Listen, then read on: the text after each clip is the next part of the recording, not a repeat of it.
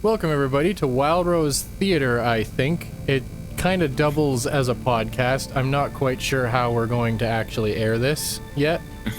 So Rob and I struggled for a long time to figure out a new format to talk about movies and what have you that we tried once a really long time ago. I think the only episode that aired was we did one on Wishbone. Today we're talking about Mass Effect Paragon Lost, an animated film in the Mass Effect universe that released in 2012. It is set during the events of Mass Effect 2, but the main protagonist is James Vega, squad mate of Commander Shepard in Mass Effect 3. It stars him and a group of soldiers that are trying to protect a human colony from the Collector invasion. That was a rampant problem in Mass Effect 2, which if you've watched us play Mass Effect 2, you know all about. So yeah, Rob, do you have any opening thoughts or anything, or?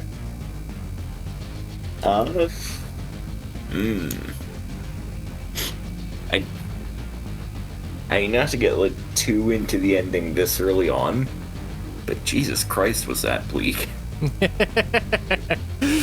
Yeah, so I know the games get intense at points, but I did not expect it to go that dark. So this movie, I think, was an attempt.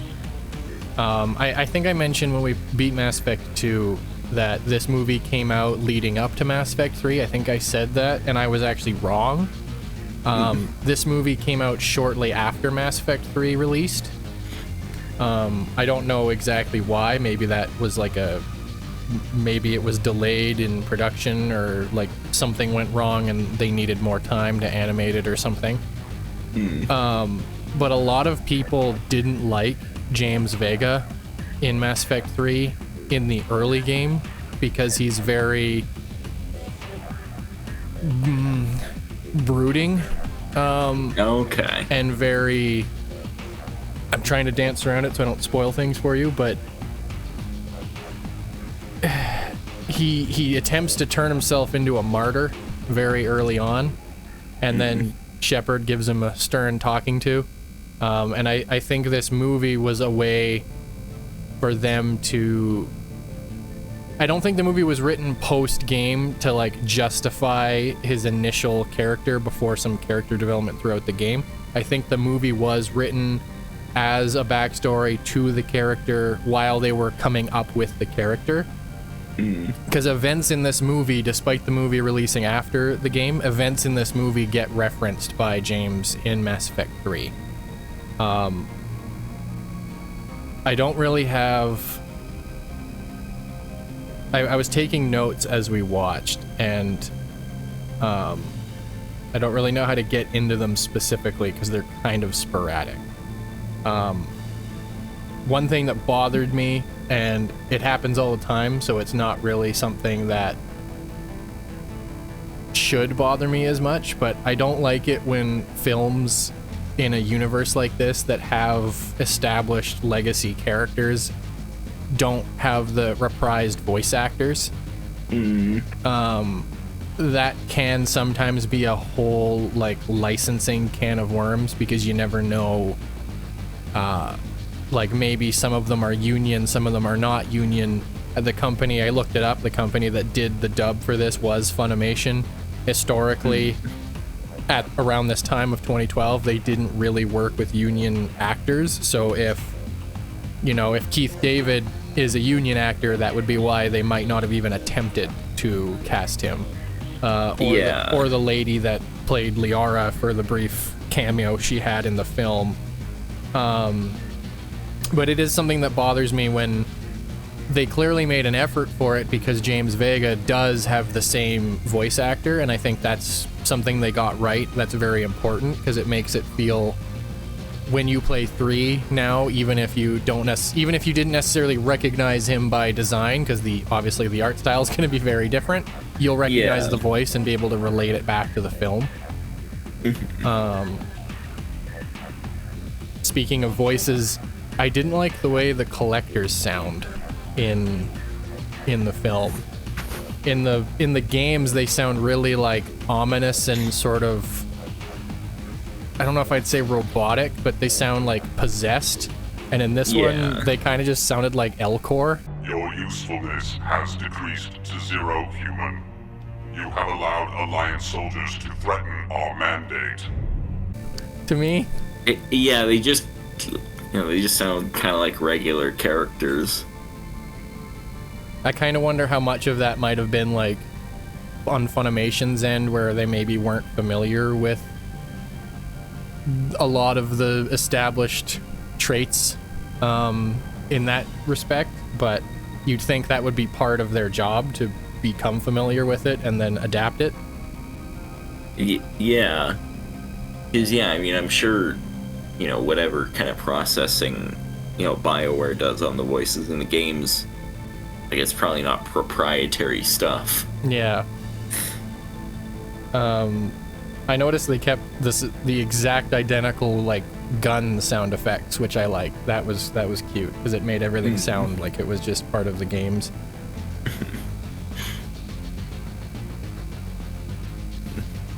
Yeah, I thought overall, I mean, except for obviously some of the voices, it did a pretty good job of, feeling like an extension of the games, right down to, having a character make a, difficult climactic choice.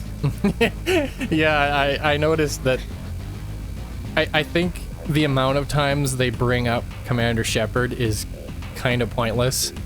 Like, it was almost, they brought him up as off, or her, they brought up Commander Shepard as often as they could, because that's supposed to be a part of Vega's backstory, is that he's basically just a fan. But it felt too much like they were really aware of that. It almost felt like they wanted to make a film about Shepard but couldn't, because then they'd have to pick a gender or whatever, and they can't do that for a film. And so they just kept creating parallels to be like, no, our character's just as good, is just as cool, look, he talks about him all the time. But specifically the decision that James had to make in the end, I did think that was a unique mirror to, if nothing else, Mass Effect 1, when Shepard had to make a decision between Kaidan and Ashley. Yeah.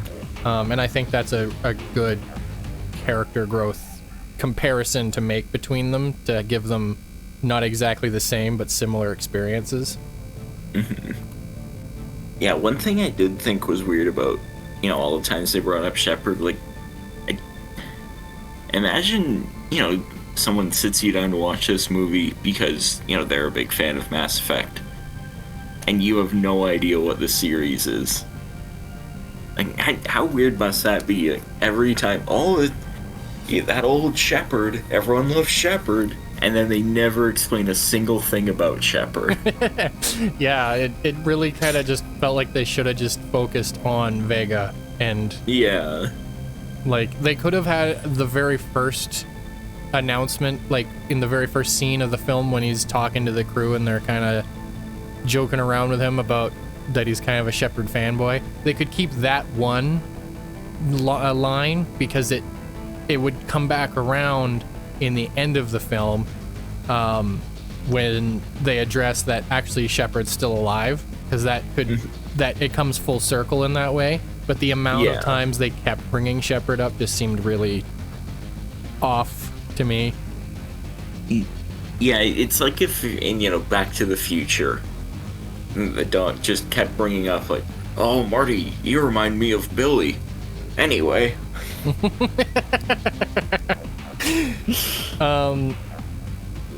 So the rest of my notes are basically, we made a joke while we were watching it that I feel like Vega got wider, and I'm gonna actually look and see, because he looked like in the game he's a pretty big guy in the game. And I feel like maybe they were trying to show that, like maybe it was supposed to be after the 2-year time skip he's bigger or something, but I just didn't notice. but I feel like he looked kind of just like average Joe Marine proportioned, and then all of a sudden, like a light switch, he was just huge. So I'm gonna look a lot closer, and if I am right about that, I'll put some sort of comparison in the video. But Yeah. on that note, I think the proportions of things were wrong. Like, maybe... Yeah, like the facial proportions especially looked weird in a lot of shots. For me, it was mostly the, like the Krogan didn't look quite right. Yeah, that was my very first note. Just Krogan look off. Oddly enough, I think the Varen and the Vorcha that we saw in the beginning looked perfect. But yeah, all the Krogans looked really off to me. But the collectors looked like they were huge, and I don't think they were supposed... No, I'm positive they're not that big. Because there's even the scene in Mass Effect 2 where they abduct people on the Normandy and they're just man-sized. Yeah, like the scale between characters was really weird. Because I noticed that with when they were talking to Brood, the one Krogan, when he was in his, like 2010s movie villain glass cell. Like, I mean, he was up on a platform, I think, but they, like, barely came up past his knees. Yeah. Yeah. I also wasn't a huge... I shouldn't say I'm not a huge fan. A lot of the combat scenes were very anime, and that didn't feel like Mass Effect. Like Mass Effect... Yeah, like, so much of what they showed, you just can't do in those games. Yeah, Mass Effect is pretty, like, as a universe, it's pretty, like... I mean, they're space magic, essentially. Like, I'm sure what individuals can do is pretty impressive, but the core experience of the Mass Effect games is a lot more grounded than that, and so it just... Seeing them jump from a ship to on top of the Praetorian and just gunning through it, and then a guy flies through the air and throws biotic powers and things explode. It felt more like they didn't... Whatever studio they made didn't have any context on how these characters actually exist in this world, and they were just kind of told what they're capable of, so then they just kind of went ham with it, which I don't hate. I just... It didn't feel like Mass Effect. But as just like a singular movie, like the fight scenes and choreography were really well done, it just didn't feel like Mass Effect. So kind of like on the topic of like the action scenes and the visuals, what did you think of the slow motion scenes? I could take or leave them. There were times where they didn't look like slow motion, they looked more like the frame rate was dropping. Yeah, like there were parts where I was wondering, okay, is something going on? And again, like the scaling goes kind of weird at points. Like it almost reminded me of some like AI animations you see now. Yeah, I can't think of a particular scene off the top of my head, but I did notice whenever it did that, it kind of felt, yeah, just like the frame rate was dropping, almost like they were trying to mimic what the games do when when the console's overloaded. What did you think of the characters? I mostly like them. I mean, they're kind of, stereotypical space marine types. Yeah. Like I felt like you could have just dropped in the cast of like Aliens or any one of the many ripoffs that came from it. But yeah, like there weren't really any characters that I just straight up didn't like. Yeah, I don't really have an opinion on them one way or the other. It was a while in the movie before I realized that Camille and I think Mason were actually supposed to be together. When they kissed, didn't clue you in? No, that was the thing that clued me in. Oh. That was when I said, oh, okay, I guess those two were a thing. I like picturing that you're standing in the room and they're making out and your eyes just go crossed. Oh, these Marines always kissing before a mission. When do I luck. get my smooch?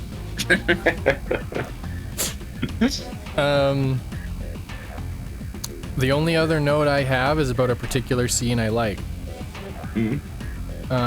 The scene where the Praetorian first shows up and Camille is like integrated into it. I like that it's very cosmic horror because that jives with me. Yeah. One of the big influences on Mass Effect's universe was things like Alien and The Thing and what have you. So when I see an aspect of that get used more than it does in the games proper, I take notice of it, and I appreciated that, because on the one hand it's very cheesy that Mason just saw her face and didn't question a single thing and then just got exploded. Yeah, it was a really short scene. There was he's the only one of them that didn't have any sort of meaning. Well, I guess you could say Camille as well, but didn't have any sort of meaning behind his death. Yeah, like she just kind of showed up with this like really good creature design, and he saw her as, honey, there you are, and then died. Exactly as I remember you. You look almost as beautiful as you did on our wedding day.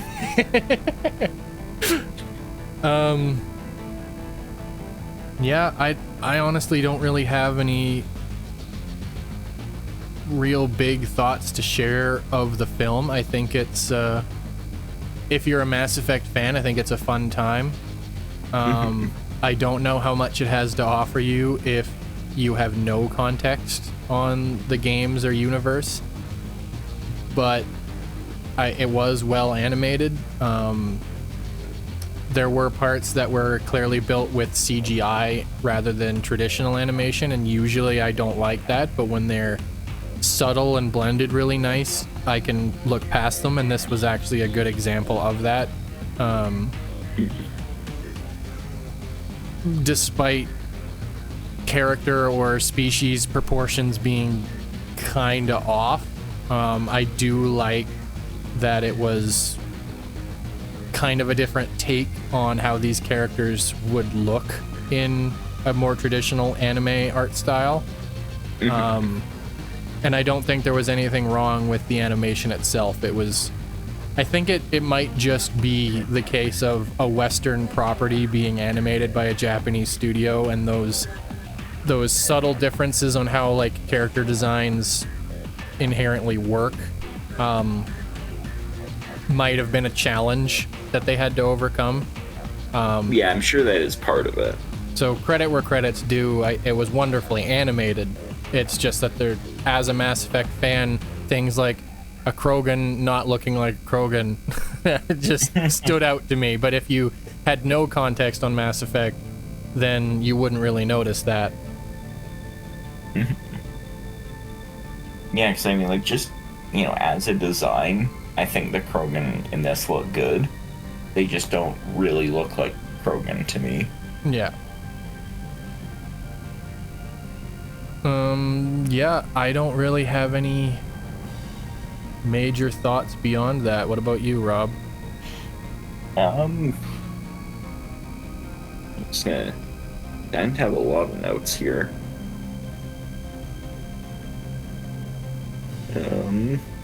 I did think it was kind of interesting.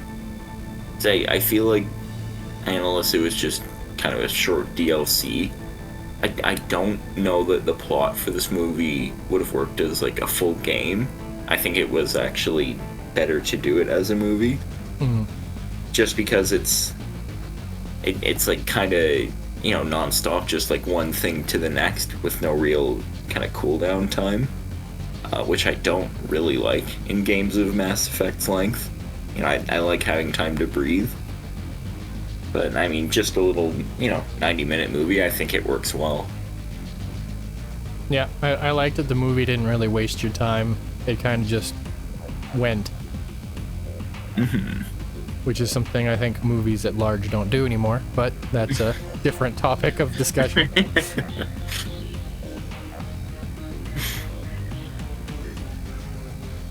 But yeah, overall, I thought it was pretty good. I think I would give the movie...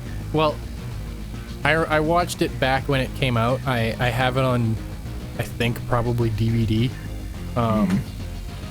And I remember I only ever watched it the one time, and back then I didn't like it. So I was surprised watching it this time that I actually really enjoyed it. But again, I don't know what this movie has to offer if you aren't already a Mass Effect fan, so I would give it like maybe a solid B, maybe B-. It's kind of a fun flick, but doesn't really have much to offer on a broader scale. Yeah. Yeah, I'd say probably like a C+. It doesn't really do anything, all that special or mind-blowing, but what it does pretty well.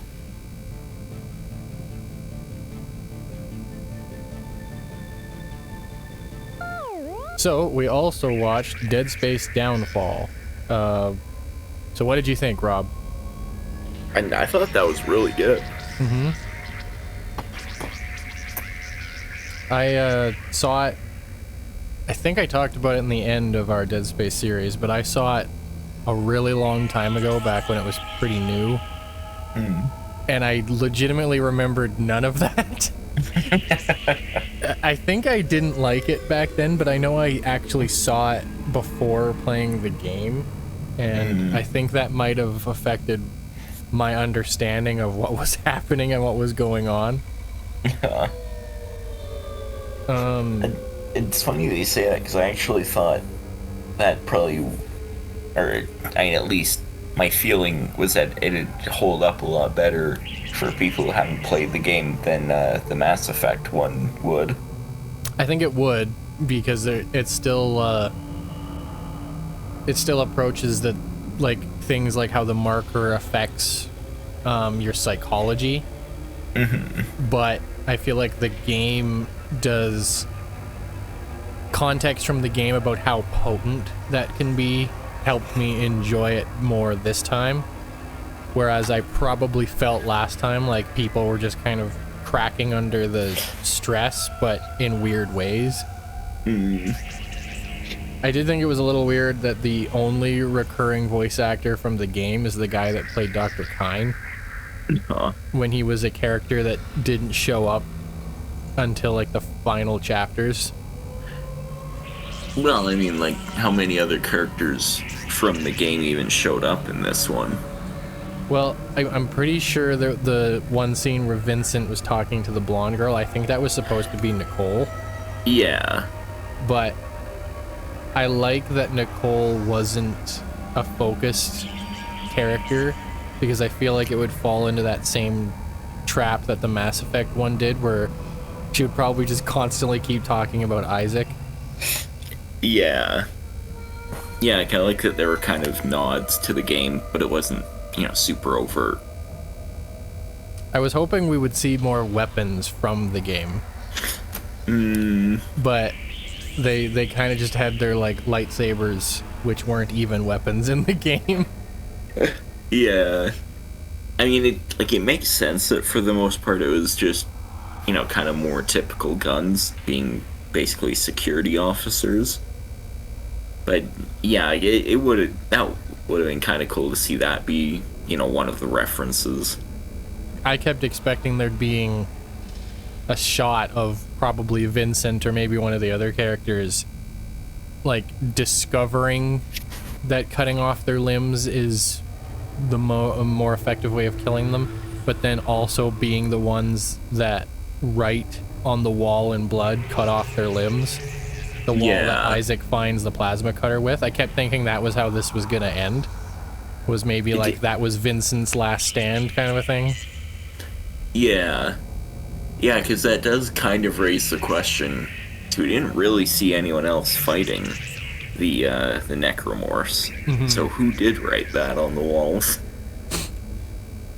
I do like like the game and the movie both established that like the Ishimura has a crew of I think 1,000. It's basically like its own little colony in a sense. So I like that this shows that at the time they were really willing to expand upon different people going through different experiences during the outbreak. But it still wasn't shy about making sure certain canon events still occurred, like Kyne killing the captain in the same way as it happened in the game. Yeah. But I like that it wasn't, you know, a movie about what Nicole was doing, because it would have been really easy to fall into that. But the crew was big enough that they could tell a different story with different members of the crew, and I like that that's what they did. Yeah. It did kind of feel like the outbreak happened really fast. Like, I get that it probably would in this specific scenario, but it kind of felt like I don't think it's a negative point, because I think it worked better for just the movie kind of just going, but it felt really weird that it kind of just happened and then boom, it was like you were in the game again, like it was already everywhere. Yeah, they kind of got into the hangar and then that was that. Yeah. But yeah, like I do think it let them get to, you know, kind of the real, I mean, for lack of a better word, given all the gore in this, but to the meat of the story. I liked, there were a lot of sound effects I recognized straight from the game. One that bothered me that I didn't hear, though, this is an extremely minor nitpick, I just thought it would be cool.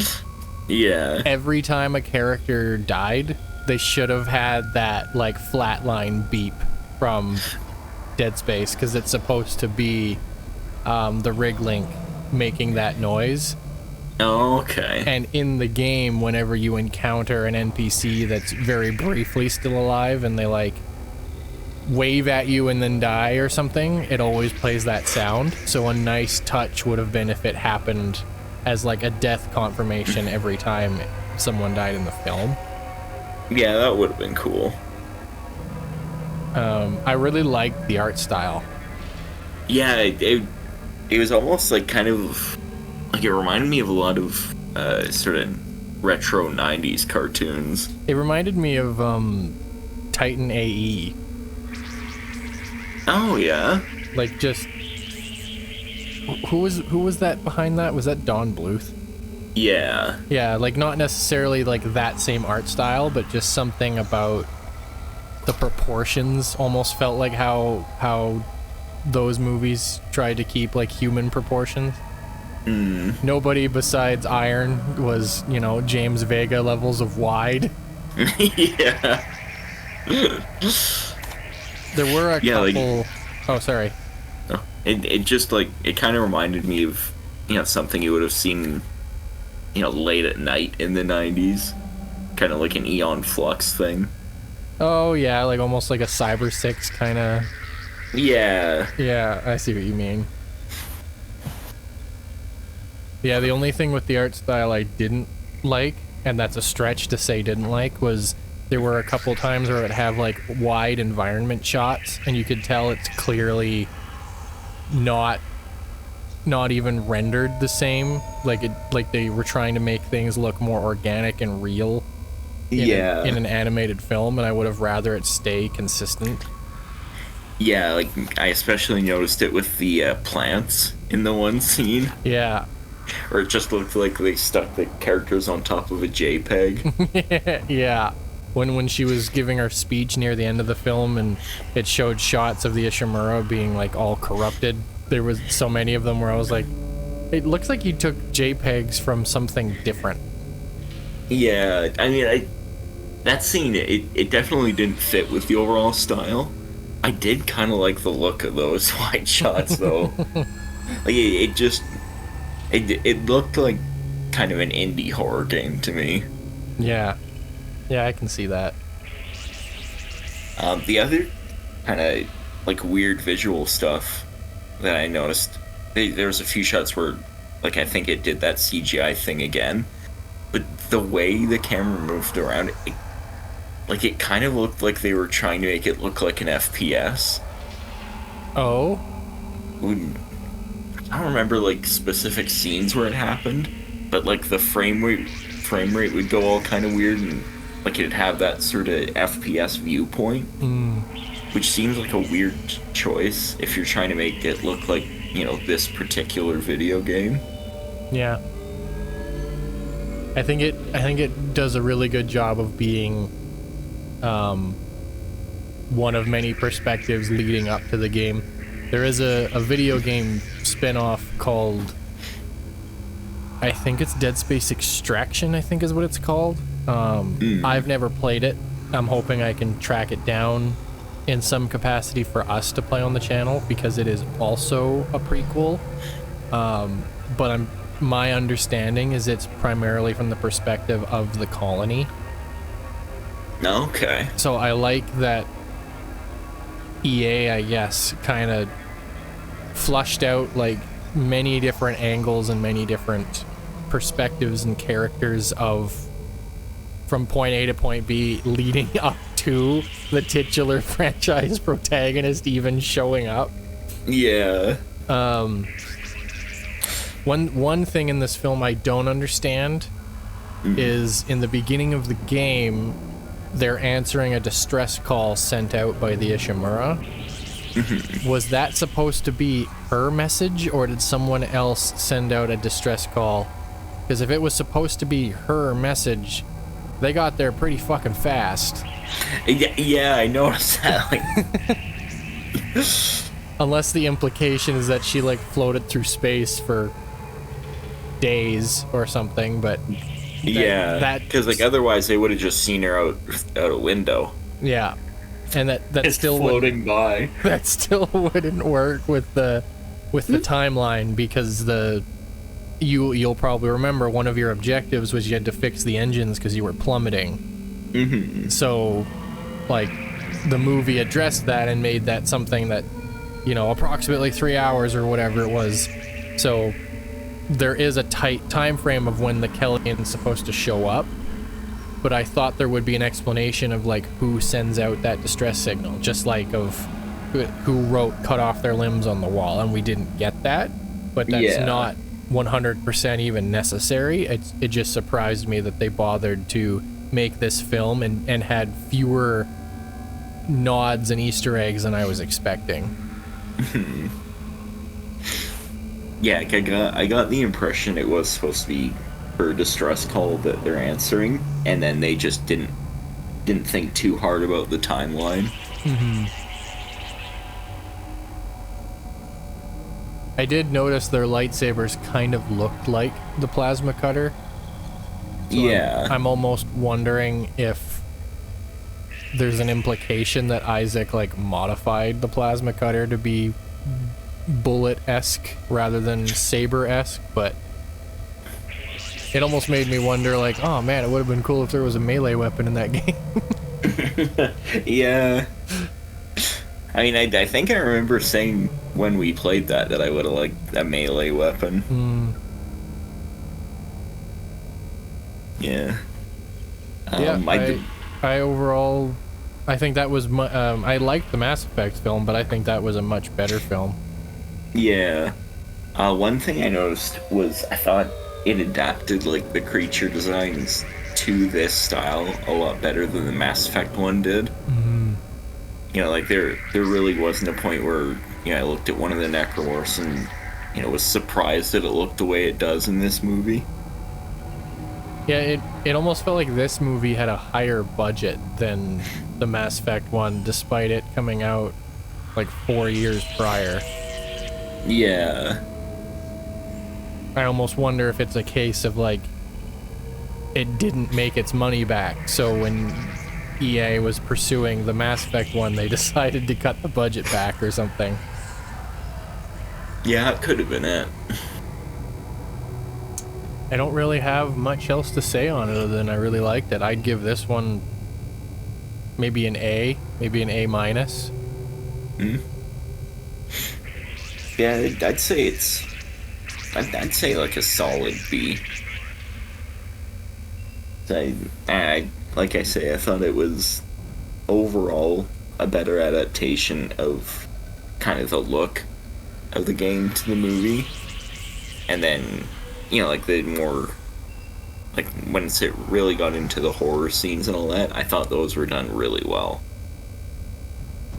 Yeah, I'm actually concerned of what I can even show on YouTube. Yeah, like the one scene especially where I can't remember the guy's name now, but where the one guy who really freaks out was really freaking out.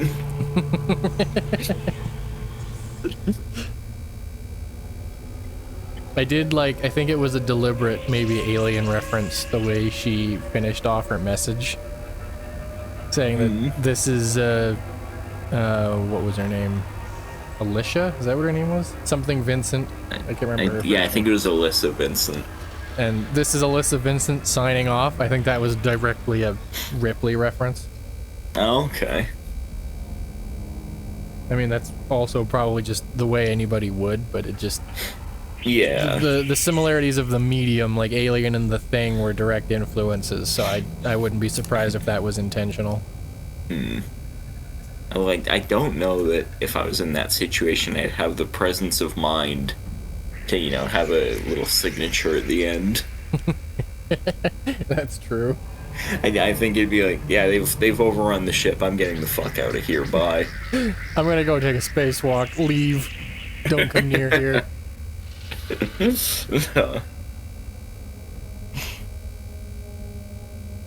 Alright, well, is that everything you had to say, Rob?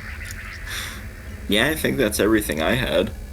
Well, this has been Wildrose Theater, I suppose, of our brief discussions and opinions on Mass Effect Paragon Lost and Dead Space Downfall. I really wanted to do specifically these two because I really want to try to explore as much of both those universes as possible on the channel, which includes some of the expanded material. I don't think we'll go into necessarily the novels and things, but who knows? Maybe we'll do a book on tape-esque thing. I don't know.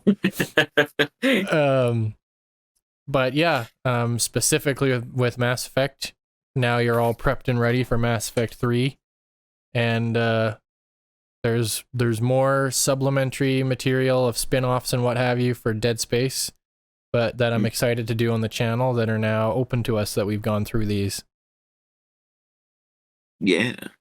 So hopefully I was able to find a format to edit this in that I think works to differentiate it a little bit from our podcast, even though it's kind of still a podcasty type deal. But I think doing something of this nature is a good way to try to fill out more discussion-based content, not just the Let's Plays. So we'll see how that maybe comes about. I don't know if it'll necessarily be a consistent thing. Our podcasts aren't even a consistent thing, but I do still want to try to just dip our toes in other kinds of content as well. So I'm hoping I'm able to make this into something a little bit more visually fun than just our audio. Give us feedback on things we could change or things we can improve on in the comments down below. And yeah, anything you want to add, Rob? I think we pretty much covered it. Okay. Yeah, I would like to do more of this kind of stuff in the future, especially kind of checking out adaptations and spin-offs of other games. Yeah, I think that's a good way to kind of get our foot in the door on certain things, is even like video game movie adaptations and what have you, just because it's adjacent to the main content of the channel. But it doesn't even need to be limited to that, but we'll kind of see how we'll feel it out as we go. Yeah. Well, I think it'd be appropriate to end it this way, so I'm going to say it this way.